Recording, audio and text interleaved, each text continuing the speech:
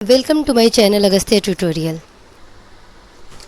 आज हम क्लास 8 के साइंस सब्जेक्ट का चैप्टर 3 की शुरुआत कर रहे हैं, जिसकी हेडिंग है कोल एंड पेट्रोलियम। आज हम कोयले से रिलेटेड और उससे पेट्रोलियम से रिलेटेड चीज़ों को इस चैप्टर में देखेंगे। तो आइए हम शुरू करते हैं। Please like and subscribe my channel and support me. तो अब हम शुरू करते हैं इस चैप्टर को पढ़ना। We use various material for our basic need. हम अपने रोज़मर्रा की ज़रूरतों को पूरा करने के लिए बहुत मटेरियल का यूज़ करते हैं। Some of them are found in nature and some have been made by human efforts. कुछ तो हमें प्रकृति में सुविधापूर्वक मिल जाता है और कुछ को पाने के लिए ह्यूमन इफेक्ट यानी कि मनुष्य को अपना दिमाग और अपना जो क्रिएटिविटी है वो लगाना पड़ता है। जैसे कि आइए हम एक्टिविटी 3.1 में देखते हैं क्या है। Make a list of various materials used by us in daily life and classify them as natural and man made.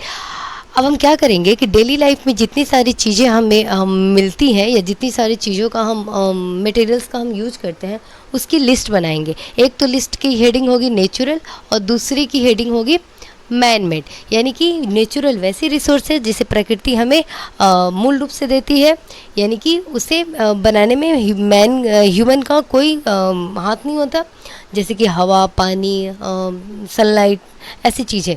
और मैन मेड जैसे कि उसको बनाने में ह्यूमन ब्रेन का यूज होता है। तो वैसे जितनी सारी हम अपने आसपास चीज़ें देखते हैं उसको कैटेगराइज कर लेना है, उसे दो ग्रुप में डिवाइड कर लेना है।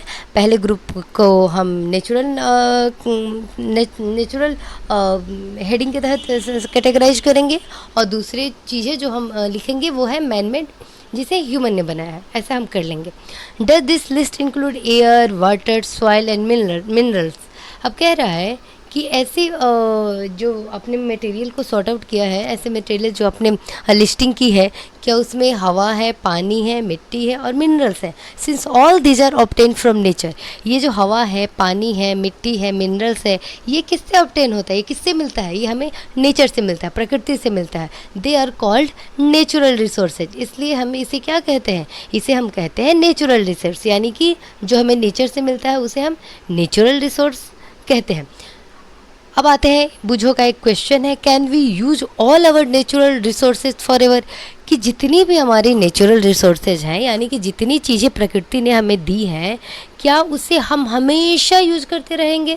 ये मतलब कि क्या वो कभी ख़त्म भी होगा या फिर एक टाइम लिमिट होता है कि इसके बाद अगर हमने ज़्यादा उसको यूज किया तो वो चीज़ ख़त्म हो जाएगी या फिर वो चलते चलेगा? ठीक है, तो आइए देखते हैं। Can air, water and soil be exhausted by human activity. कह रहा है कि क्या जो एयर है, पानी है, सॉइल है, इसको ह्यूमन एक्टिविटी के तहत ख़त्म किया जा सकता है। यानी कि जो हवा है, पानी है, मिट्टी है, हम लोग जितनी अपनी एक्टिविटी करते हैं, जैसे कि फसल उगाना, मिट्टी से कभी कभी कच्चे मकान बनाना, पानी का यूज करना बहुत सारी चीज़ों में, तो क्या ये उस चीज़ों को ख़त्म कर देगा या बर्बाद कर देगा? You have already studied about water in class 7th। आपने पानी के बारे में जितनी सारी इससे रिलेटेड बातें हुए हैं उसको क्लास 7th में आपने पढ़ लिया है। Is water a timeless resource? क्या limitless is water a limitless resource? क्या जो पानी है उसका कोई लिमिट नहीं है, खर्च करते जाओ करते जाओ करते जाओ और वो ख़त्म नहीं होगा? क्या ऐसा है? In the light of the availability of various resources in nature, natural resource can be broadly classified into two kinds। कह रहा है कि अगर एबिलिटी को ध्यान में, उस कितना अवेलेबल है इसको ध्यान में रखा जाए नेचर के रिसोर्सेज को, तो नेचुरल रिसोर्सेज को हम दो काइंड में डिवाइड कर सकते हैं। लिमिटेड क्वालिटी में हमारे नेचर में है और वो कभी ख़त्म नहीं होगा ह्यूमन एक्टिविटी से, जैसे कि सनलाइट है और एयर है। और दूसरा रिसोर्स है जो कि एक ख़ास लिमिट में है, यानी कि वो लिमिटेड है और अगर हमने उसकी ज़्यादा दोहन किया, ज़्यादा उसको यूज में लिया तो वो ख़त्म हो जाएगा। जैसे कि फॉरेस्ट है, वाइल्ड लाइफ है, मिनरल्स है, कोल है, पेट्रोलियम है और नेचुरल गैस है। कहने का मतलब ये है कि नेचुरल रिसोर्स को हम दो भागों में बांटेंगे। एक ऐसा नेचुरल रिसोर्स को हम दो काइंड में डिवाइड करेंगे। एक ऐसा जिसमें हम लिमिटलेस है वो, जैसे कि हवा, पानी, ये सब। और एक ऐसा रिसोर्स है, नेचुरल रिसोर्स है, जो ख़त्म हो जाएगा अगर हम उसको ज़्यादा यूज करें, जैसे कि forest, wild life, minerals, coal, petroleum और नेचुरल गैसेस। अब आते हैं ग्रुप एक्टिविटी है। टेक सम कंटेनर, कुछ कंटेनर लेना है, fill them with popcorn, peanuts, roasted gram, toffee. इसको कंटेनर्स को, जो कंटेनर आपने लिया है उस कंटेनर में क्या रखना है, एक में पॉपकॉर्न रखना है, एक में पीनट्स रखना है, दूसरे में रोस्टेड बादाम, चना रखना है और टॉफ़ी रख देनी है। Divide student into group of 7 each. और स्टूडेंट आपके क्लास में या जहाँ भी जितने सारे बच्चे हैं, स्टूडेंट हैं, उनको क्या करना है, ग्रुप में डिवाइड कर लेना है। और सब में कितने बच्चे होने चाहिए, 7 बच्चे, 7 बच्चे होने चाहिए। Further divide each group into 3 सब ग्रुप कंटेनिंग 1 to 4। और उसके बाद क्या करना है हमें, उन 7 बच्चों का जो मैंने ग्रुप बनाया है उसमें से एक बच्चा, एक ग्रुप 3 ग्रुप, उस 7 बच्चों का तीन ग्रुप बना देना है। एक ग्रुप में एक बच्चा हो, एक ग्रुप में दो बच्चे हो, और तीसरे ग्रुप जो आप बनाओगे 7 बच्चों में से, वो तीसरे में होगा 4 बच्चा। Label them as first, second and third generation respectively. और उसके बाद क्या करना है कि उसको फर्स्ट जनरेशन, सेकेंड जनरेशन और थर्ड जनरेशन की क्या नाम दे देना है, यानी कि उनको लेबल कर देना है। दिस सब ग्रुप रिप्रेजेंट द कंज्यूमर्स। और ये सब ग्रुप जो आपने पहले तो आपने 7 बच्चों का ग्रुप बनाया, तो उसके बाद आपने क्या किया कि उस 7 बच्चों का एक जो ग्रुप बनाया, उस 7 बच्चों में से एक सब ग्रुप बनाया, जिसमें पहले में होगा 1 बच्चा, दूसरे ग्रुप में होगा 2 बच्चा, तीसरे ग्रुप में होगा 4 बच्चा। और उसको क्या नाम दिया आपने, फर्स्ट जनरेशन, सेकेंड जनरेशन और third generation. As population is growing, जैसे जैसे पॉपुलेशन ग्रो हो रहा है, बढ़ रहा है, second and third generation have large number of consumers. तो कह रहे हैं कि सेकेंड और थर्ड जनरेशन है, उसमें कितना है, बहुत अमाउंट में लोग हैं जिसको चीज़ों की ज़रूरत है, यानी कि वो कंज्यूमर्स है जो बड़ी संख्या में है। पहले जनरेशन में 1 बच्चा था, तो यानी कि वहाँ लोग की संख्या कम है। जबकि आपने जो दूसरी और तीसरी जनरेशन बनाई है, दूसरी जनरेशन में आपने 2 बच्चे को सब कैटेगराइज किया है, और तीसरी जनरेशन में आपने 3 बच्चे को सब कैटेगराइज किया है। तो उसको देख के पता चलता है कि पहले जनरेशन में कम लोग आए थे, दूसरे और तीसरे जनरेशन में लोगों की संख्या बढ़ गई है, यानी कि कंज्यूमर्स की संख्या बढ़ गई है। Put 1 full container for each group on A table.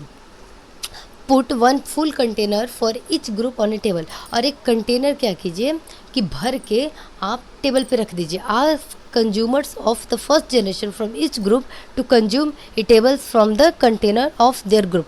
और कहिए कि देखो, पहला जनरेशन आओ और इसमें से जो भी आपको खाना है वो खा लो, ठीक है। Now ask the second generation consumers from each group to do the same. उसके बाद सेकेंड जनरेशन को बुलाइए कि अब आप लोग आओ खाओ। Ask the student to observe carefully the availability of eatables in each container. और उसको वो जब सेकेंड जनरेशन खा के चला जाएगा, फिर तीसरे जनरेशन को बुलाइए और बोलिए कि खाइए। आपने ये ऑब्जर्व किया कि whether all the consumers of third generation got the table और नॉट, कि जो थर्ड जनरेशन का जो कैटेगराइज आपने जो किया है बच्चों को, वो जब आएंगे उस चीज़ कंटेनर में से चीज़ को लेने, चीज़ों में जो उनको खाने का मन होगा उसको लेने, तो उनके लिए बहुत कम मात्रा में चीज़ें मिल पाएगी। जो पहला जनरेशन आया, पहले जनरेशन में कितना बच्चा था, 1 बच्चा था, तो कंटेनर फुल था, तो उसने मनपसंद जितनी चाहे उतनी ली। सेकेंड जनरेशन में थोड़ा और कंटेनर में कम हुआ और आदमी भी बढ़ गए, तो उन्होंने क्या किया कि उनको थोड़ा पहले जनरेशन से थोड़ा कम मिला। जबकि आपने जब थर्ड जनरेशन बुलाई, जिसमें 4 बच्चे आपने बनाए थे, उनके लिए तो वो शायद कम ही पड़ गया हो। Also observe if any thing is still left in any of the container. और जब तीनों जनरेशन खा के उसमें से चीज़ों को लेके या खा के जो भी है चला जाए, तो देखिए कि क्या उसमें कोई चीज़ बचा है, शायद नहीं बचा होगा। Assume that the eatables in the container represent the total availability of an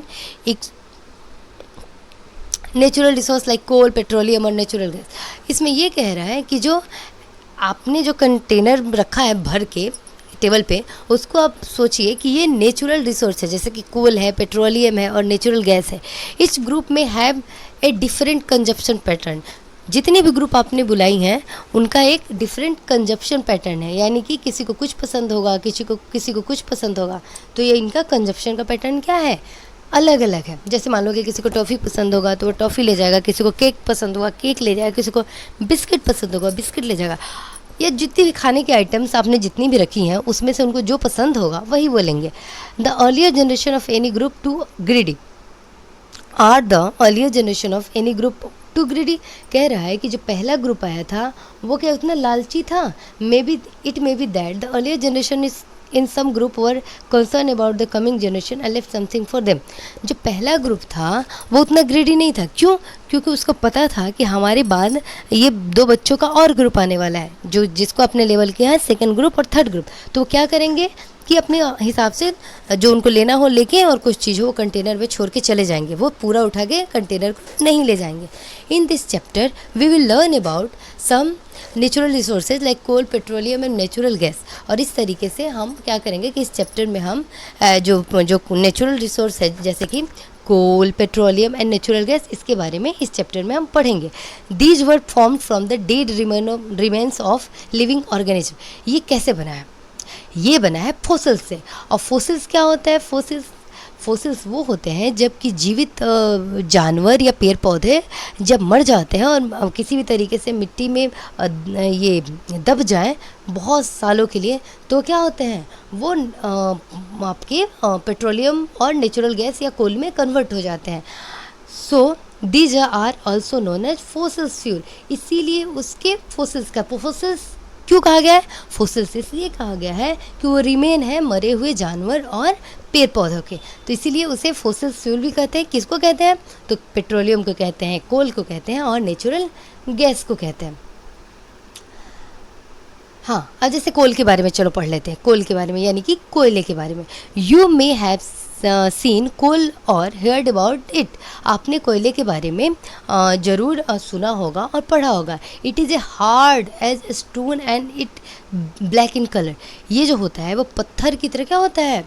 मजबूत होता है, हार्ड होता है। और उसका कलर कैसा होता है? इसका कलर होता है काला। देखिए यहाँ पे कोल का फ़ोटो दिया हुआ है, पिक्चर दिया हुआ है, पिक दिया हुआ है, फिगर दिया हुआ है, ये यहाँ पे है।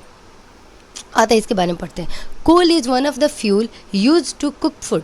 कोल है उसको किस चीज़ में यूज लाया जाता है? तो उससे हम खाना बनाने के यूज में लाते हैं। अर्लियर मतलब पुराने समय में it was use in railway engines to produce steam to run the engine. पहले क्या होता था कि रेलवे इंजन जो रेल चलाने की जो इंजन होती थी जो आज इलेक्ट्रिसिटी वगैरह से चलती है, उसमें स्टीम यानी कि भाप प्रोड्यूस करने के लिए वहाँ कोयला जलाया जाता था। मतलब कि जो इंजन होता था रेल के, उसके इंजन में कोयला जला के भाप प्रोड्यूस किया जाता था, स्टीम प्रोड्यूस किया जाता था। स्टीम मतलब भाप। तो उससे क्या होता था? रेल का इंजन चलता था।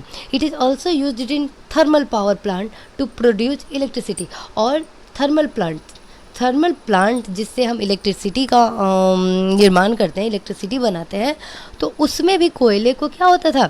कोयला जला के उससे एनर्जी लेके उसकी जितनी मशीनें होती थी टरबाइन वगैरह उसको चला के हम इलेक्ट्रिसिटी को क्या करते थे? प्रोड्यूस करते थे। Coal is also used as a fuel in various industry. और बहुत सारे इंडस्ट्री में कोल को फ्यूल की तरह यानी कि फ्यूल मतलब ईंधन की तरह वेरियस इंडस्ट्री में यानी कि बहुत सारे इंडस्ट्री में यूज किया जाता है। तो आज हमने यहाँ तक कंप्लीट किया। नेक्स्ट पार्ट होगा हमारा स्टोरी ऑफ कोल अगले वीडियो में। Thank you for watching my channel. Please subscribe and like and comment this channel. Thank you so much.